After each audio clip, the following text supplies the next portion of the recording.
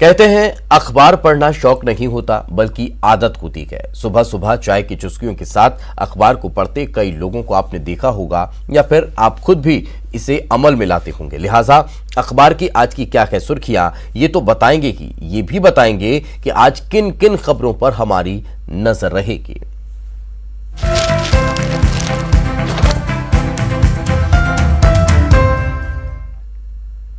तो इस वक्त हमारी सहयोगी ममता लांजीवार हमारे साथ जुड़ चुकी हैं। ममता, क्या कह रहे हैं छत्तीसगढ़ के अखबार?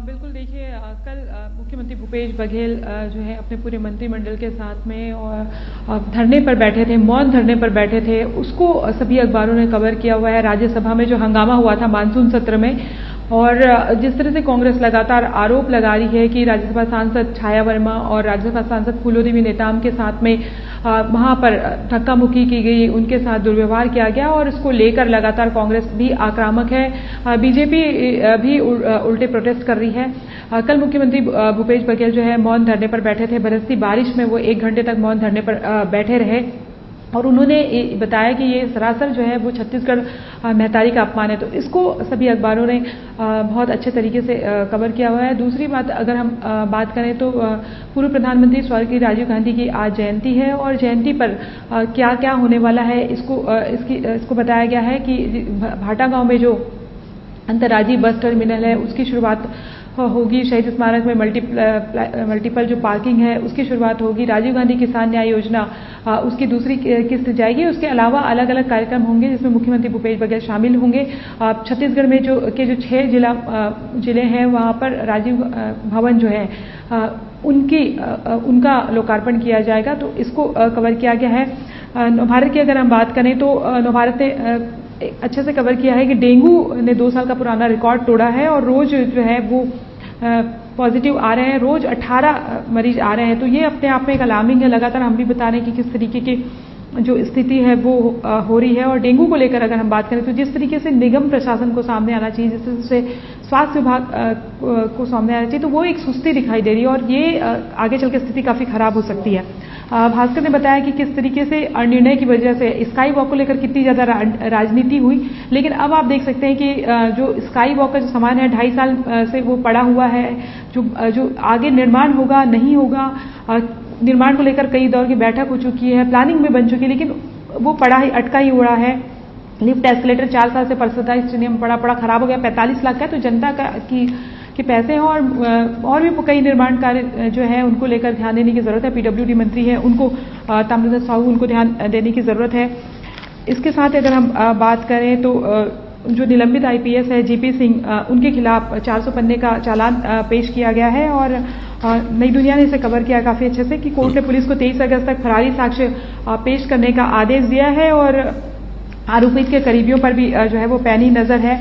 बृहस्पति सिंह एक बार जो है फिर से चर्चा में है, और हरिभूमि ने और तमाम अखबारों ने वैसे कवर किया है कि उन्होंने डिप्टी कलेक्टर को फोन पर गालियां दी और जूता मारूंगा ये तक कहा है, और अब सहमे हुए अफसर ने शिकायत की है कलेक्टर से और तबादले के लिए कहा है। पत्रिका की अगर हम बात करें तो उन्होंने खबर की है कि किस तरीके से कवर्धा में एक टीचर जो है वो शिक्षक जो है शिव प्रसाद देवांगन, वो बच्चियों से अश्लील हरकत करते थे, उन्हें गिरफ्तार किया गया। सारे अखबारों ने भी इसे कवर किया है, और जो इनिशिएटिव लिया गांव के लोगों ने वो अच्छी बात है कि उन्होंने तत्काल जो है पुलिस में कंप्लेंट कराई, उन्हें गिरफ्तार किया। और इस तरह की हरकतों को बिल्कुल बर्दाश्त नहीं करना चाहिए। न पालकों को डरना चाहिए, न बच्चों को डरना चाहिए। और सबसे पहले जो है वो इसकी कंप्लेंट करना चाहिए। तो ये उस आरोपी शिक्षक को जो है वो गिरफ्तार किया गया है। ये आज की प्रमुख खबरें। इसके साथ ही जो कॉलेजों में जो एंट्रेंस एग्जाम नहीं हुए उसको लेकर, क्योंकि जिस तरह से हमने देखा कि 12वीं की जो परीक्षाएं हैं 12वीं बोर्ड की, वो घरों से एग्जाम आंसर शीट बच्चे लेकर गए थे, तो परसेंटेज काफी हाई आया। 45% बच्चों के जो परसेंट है वो 95% के करीबन है। तो जो पहली लिस्ट निकली उसके बाद में सीबीएसई के जो बच्चे हैं वो खासतौर पर निराश हुए, क्योंकि उन्होंने उस पैटर्न पर भी सवाल उठाया। और पहले ये कहा जा रहा था कि एंट्रेंस एग्जाम हो गए, लेकिन एंट्रेंस एग्जाम ना होकर सीधे कटअप लिस्ट निकाली गई, सीधे मेरिट की सूची निकाली गई। तो कहीं ना कहीं ये लॉस हुआ, क्योंकि जो बच्चे घर से लिखकर लेके जाएंगे तो ये कहीं कोई पैमाना नहीं रह जाता योग्यता का। तो इसको लेकर भी सवाल उठ रहे हैं। जी बिल्कुल ममता, कई क्षेत्रों में बारिश को लेकर भी खबरें निकलकर सामने आ रही है। क्या अखबारों में उन्हें भी प्रमुखता के साथ प्रकाशित किया गया है, या फिर आगामी आने वाले दिनों में किस तरह से मौसम रहेगा, इसको लेकर कोई खबर?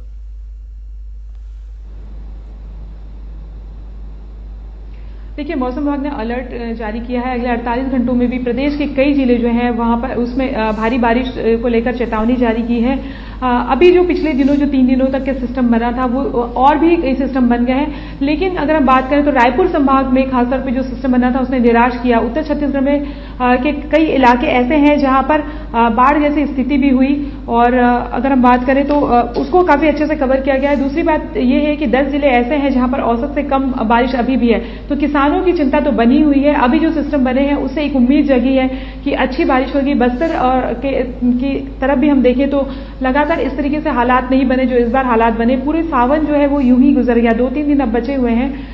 तो हमने जिस तरह से दिखाया था कि खेत जो है वो कैसे जमीन वहां पर फट गई है, धान की रोपाई कई जगह पर अटकी हुई है, तो ये एक बड़ी चिंता है, उसे लेकर कवर किया गया। हालांकि मानसून जो है वो अभी एक तरह से क्या है कि मेहरबान नजर आ रहा है अगले 48 घंटों तक। जी बिल्कुल, मॉनसून कहीं ना कहीं मेहरबान नजर आ रहा है। बहुत बहुत शुक्रिया ममता इस तमाम जानकारी के लिए, हमारे साथ चर्चा में जुड़ने के लिए और अखबारों की प्रमुख सुर्खियों से दर्शकों को अवगत कराने के लिए। तो ये कई महत्वपूर्ण खबरें थी जो आज के अखबार में प्रकाशित हुई हैं। वक्त एक छोटे से ब्रेक का है, ब्रेक के बाद जल्द हाजिर होंगे।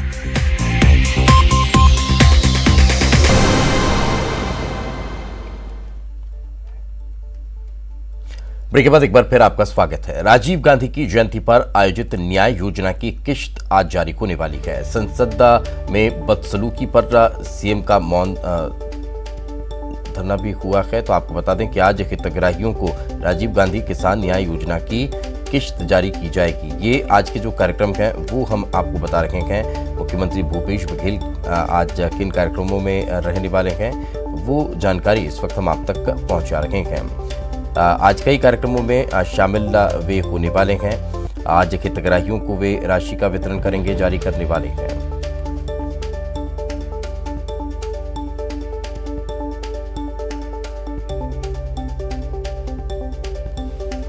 तो आज कई कार्यक्रमों में शामिल होंगे मुख्यमंत्री भूपेश बघेल। आज हितग्राहियों को वे राशि जारी करेंगे। राजीव गांधी किसान न्याय योजना, गोधन न्याय योजना की राशि ट्रांसफर की जाएगी। 1 बजे ये कार्यक्रम होगा। आपको बता दें कि राजधानी वासियों को आज वे कई सौगात देंगे। दोपहर 12:30 बजे राजीव भवन का लोकार्पण कार्यक्रम भी रहने वाला है। राजीव आश्रय योजना के तहत पट्टे का वितरण भी किया जाएगा। 2:30 बजे से शहीद भगत सिंह चौक में शेड का लोकार्पण, मल्टीलेवल पार्किंग का शिलालेख, अनावरण, लोकार्पण। फाफाडीह चौक पर शहीद स्मारक का अंग्रेजी मीडियम स्कूल का लोकार्पण। रायपुर के भाटा गांव में निर्मित अंतर्राज्यीय बस टर्मिनल का लोकार्पण। 6 MLD सीवरेज ट्रीटमेंट प्लांट का लोकार्पण भी आज सीएम करने वाले हैं। तो काफी महत्वपूर्ण कार्यक्रम हैं, कई महत्वपूर्ण आयोजन आज होने वाले हैं और इन कई आयोजनों में आज मुख्यमंत्री भूपेश बघेल शिरकत करेंगे, या फिर ये कह लीजिए कि एक बड़ी सौगात आज देने वाले हैं। हमारे सहयोगी ममता लांजेवार हमारे साथ जुड़ के। ममता, काफी महत्वपूर्ण कार्यक्रम आज रहने वाले हैं, क्या और जानकारी?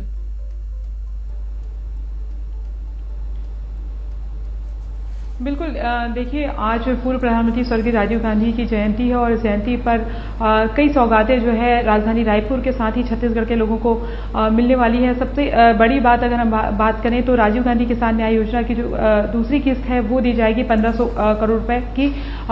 इसके अलावा अगर हम बात करें तो राजधानी रायपुर में जो भाटा गांव में अंतर्राज्यीय बस टर्मिनल काफ़ी लंबे समय से जो है ये कब शुरू होगा इसका इंतज़ार किया जा रहा था, तो आज फाइनली जो है उसकी शुरुआत हो जाएगी और इससे करीबन 8 राज्यों की जो बसें हैं वो यहाँ पर आएंगी, यहाँ से जाएंगी और काफ़ी जो है वो राहत मिलेगी और इसके साथ ट्रैफिक जो व्यवस्था है उसको लेकर भी काफ़ी राहत मिलेगी। इसके साथ ही अगर हम बात करें तो राजीव गांधी आश्रय जो योजना है उसके चलते पट्टा वितरण भी किया जाएगा।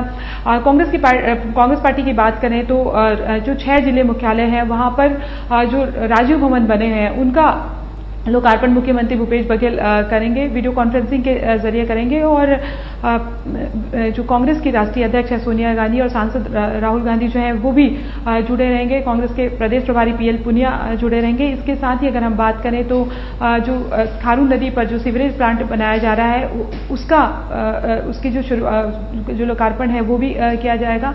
और इसके साथ ही अगर हम बात करें तो मल्टीप्लेक्स जो पार्किंग है उसकी शुरुआत की जाएगी और शहीद स्मारक इंग्लिश मीडियम स्कूल जो है उसकी शुरुआत की जाएगी। तो ऐसे बहुत सारे आयोजन हैं। और इसके अलावा अगर हम बात करें तो सद्भावना दौड़ भी जो है वो यूथ कांग्रेस ने रखा हुआ है और ये सद्भावना दौड़ जो है वो की जा रही है। प्रदेश में अलग अलग आयोजन होंगे और अभी अगर हम बात करें तो दिन भर ये आयोजन चलेंगे। जी बिल्कुल, चलिए बहुत बहुत शुक्रिया ममता इस तमाम जानकारी के लिए। तो दिन भर आज व्यस्तताएं बहुत ज्यादा रहने वाली हैं। आगे बढ़ते हैं, खबर रायपुर से आपको बता देते हैं। ओलंपिक संघ के महासचिव रायपुर पहुंचे हैं। राजीव मेहता राजधानी रायपुर पहुंचे। फेंसिंग संघ के राष्ट्रीय अध्यक्ष भी मेहता हैं। इंडियन फेंसिंग एसोसिएशन के चुनाव के लिए उन्हें ऑब्जर्वर बनाया गया है। छत्तीसगढ़ ओलंपिक संघ के महासचिव गुरुचरण खूरा ने मुलाकात की है। आज फेंसिंग संघ का चुनाव होना है।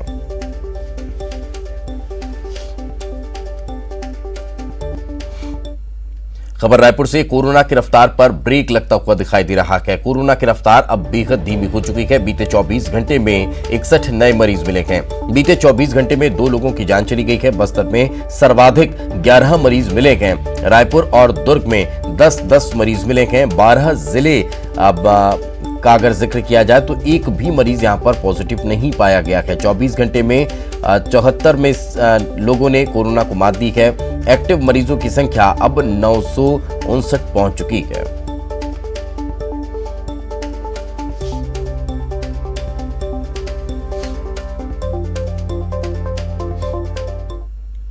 और बड़ी खबर आपको कांकेर से बताते हैं, जहां पर शेर की खाल के साथ 2 युवकों को गिरफ्तार किया गया है। वन विभाग ने देर रात कार्रवाई की है। वन परिक्षेत्र पखांजूर का यह मामला है। मुखबिर से तस्करी की सूचना मिली थी, जिसके बाद ये बड़ी कार्रवाई देखने को मिली है।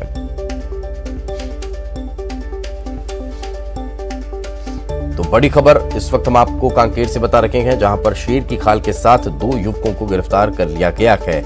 मुखबिर से इनके बारे में सूचना मिली थी, जिसके बाद इनकी गिरफ्तारी हुई।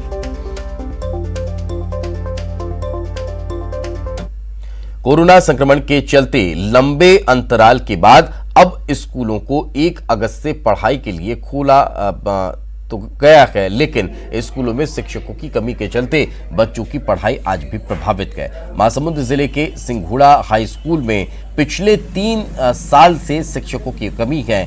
एक शिक्षक की कोरोना से जान चली गई। इसके बाद स्कूल शिक्षक विहीन हो चुका है। ग्रामीण लगातार शिक्षा विभाग और कलेक्टर से गुहार लगा रहे हैं।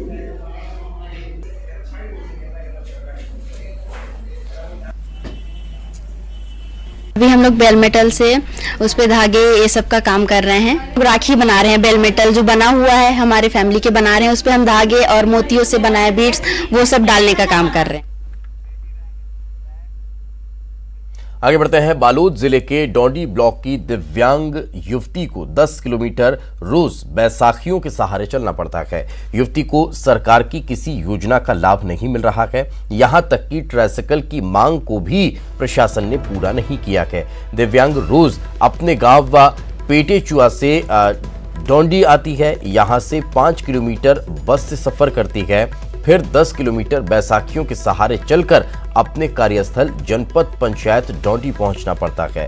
उधर मंत्री अनिला भेड़िया के जनप्रतिनिधि का कहना है कि मामला संज्ञान में आया है और जल्द मदद की जाएगी।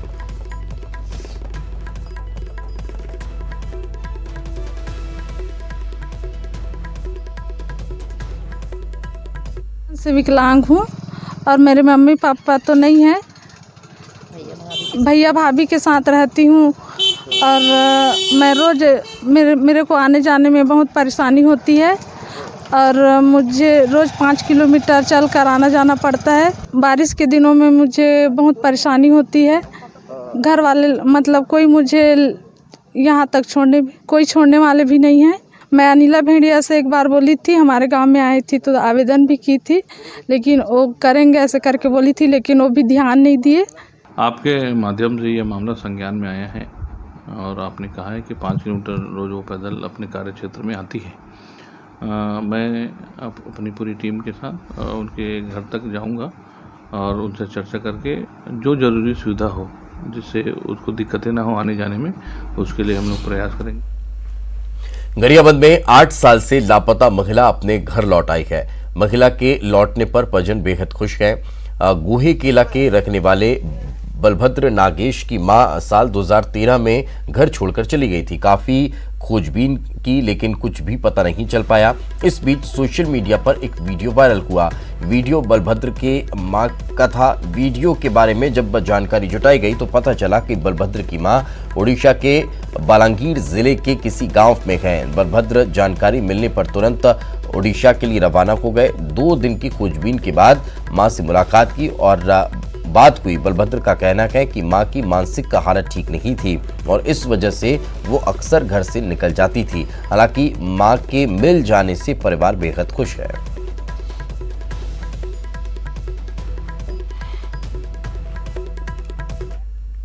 और इसी के साथ इस बुलेटिन में फिलहाल इतना ही। अब नजर इस वक्त की सुर्खियों पर।